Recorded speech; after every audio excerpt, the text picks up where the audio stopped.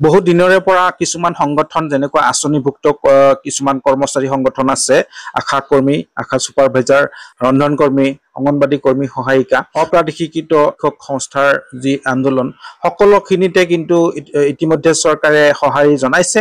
মুখ্যমন্ত্ৰী মহোদয়ে মাজে সময়ে প্ৰাদেশিকৰণৰ বিষয়টো উত্থাপন কৰি আছে। গতিকে আশা কৰিব পাৰি, যিহেতুকে বহু জল্পনা কল্পনাৰ অন্তত যিহেতুকে আশা কৰ্মী আৰু ছুপাৰভাইজাৰসকলৰ মাননি বৃদ্ধি কৰিলে, ইয়াৰ পৰা বুজিব পাৰি যে চৰকাৰে যিবিলাক সংগঠনক প্ৰতিশ্ৰুতি দিছে, নিশ্চয় এটা এটাকৈ ধাপে ধাপে পৰ্যায়ক্ৰমে এইবোৰ প্ৰতিশ্ৰুতি পূৰণ কৰিব বুলি আশা কৰিব পাৰি। যিদৰে আশা কৰ্মী আৰু ছুপাৰভাইজাৰৰ মাননি বৃদ্ধিত অনুমোদন জনালে কেবিনেটে, তেনেদৰে আশা কৰ্মী ছুপাৰভাইজাৰসকলৰ দৰে অংগনবাদী কৰ্মী, সহায়িকাসকলৰো মাননি বৃদ্ধি নিশ্চয় কৰিব।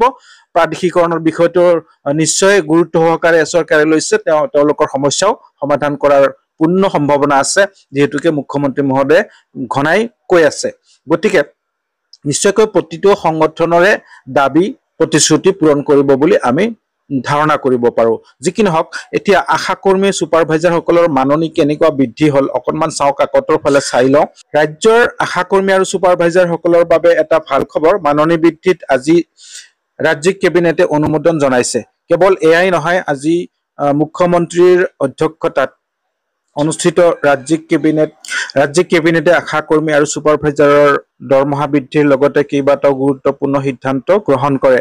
কেবিনেটৰ সিদ্ধান্ত অনুসৰি এতিয়াৰে পৰা আশা কৰ্মীয়ে 4,000 টকাকৈ লাভ কৰিব পাৰিতোষিক। পূৰ্বে মাহিলী 3,000 টকাকৈ লাভ কৰিছিল আশা কৰ্মীয়ে। 1 অক্টোবৰৰ পৰা কাৰ্যকৰী হ'ব এই সিদ্ধান্ত। ৰাজ্য আৰু কেন্দ্ৰীয় উভয় চৰকাৰে অতিৰিক্তভাৱে দিব 500 টকাকৈ। মুঠ 33,656 গৰাকী আশা কৰ্মীয়ে লাভ কৰিব এই পাৰিতোষিক। একেদৰে আশা ছুপাৰভাইজাৰসকলৰো পাৰিতোষিক 1,200 টকালৈ বৃদ্ধি কৰাৰ সিদ্ধান্ত লোৱা হৈছে। আশা ছুপাৰভাইজাৰসকলে 9,000 টকাৰ বিপৰীতে এতিয়াৰে পৰা লাভ কৰিব 10,200 টকাকৈ পাৰিতোষিক। যিহেতুকে আঁচনিভুক্ত কৰ্মচাৰী আশা ছুপাৰভাইজাৰ আৰু আশা কৰ্মীসকলৰ মাননি বৃদ্ধি কৰিলে, নিশ্চয়কৈ যিহেতুকে 25ৰ বাজেট, পূৰ্ণাংগ বাজেটত যিটো বিষয় উত্থাপন হৈছিল অক্টোবৰলৈকে মাননি বৃদ্ধিৰ অংগনবাদী কৰ্মী, সহায়িকাসকলৰ বাবে, নিশ্চয়কৈ এইটো ঠিক যে মাননি বৃদ্ধি কৰিব আৰু অচিৰেই তেখেতসকলৰো মাননি বৃদ্ধিৰ ঘোষণা কেবিনেটে জনাব বুলি আশা কৰিব পাৰি। যি কি নহওক, এই কেবিনেটৰ সিদ্ধান্ত যি লোৱা হৈছিল, সেই সিদ্ধান্ত মন্ত্ৰী মাননীয় অশোক সিংহাল ডাঙৰীয়াই ঘোষণা কৰিছে। আহকচোন চাই লওঁ। आज असम कैबिनेट ने असम में स्वास्थ्य और परिवार कल्याण विभाग के साथ काम कर रही आशा बाइडो और आशा सुपरवाइज़र बाइडो के लिए उनको जो मानधन दिया जाता है उसमें वृद्धि किया है। पहले आशा को 2,000 रुपया भारत सरकार से और 1,000 रुपया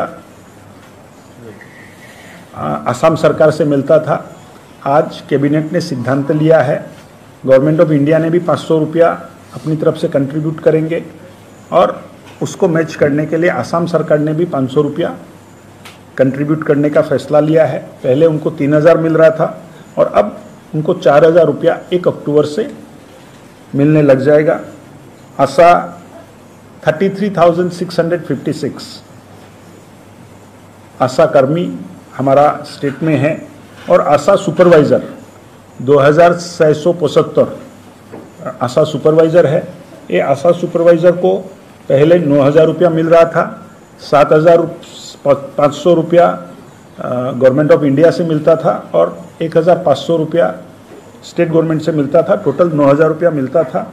अभी कैबिनेट ने आज डिसीजन लिया है, स्टेट गवर्नमेंट 1,200 रुपया प्रत्येक जन आशा सुपरवाइज़र को कंट्रीब्यूट करेगा और 9,000 प्लस 1,200 टोटल 10,200 रुपया उनको माननी मिलेगा।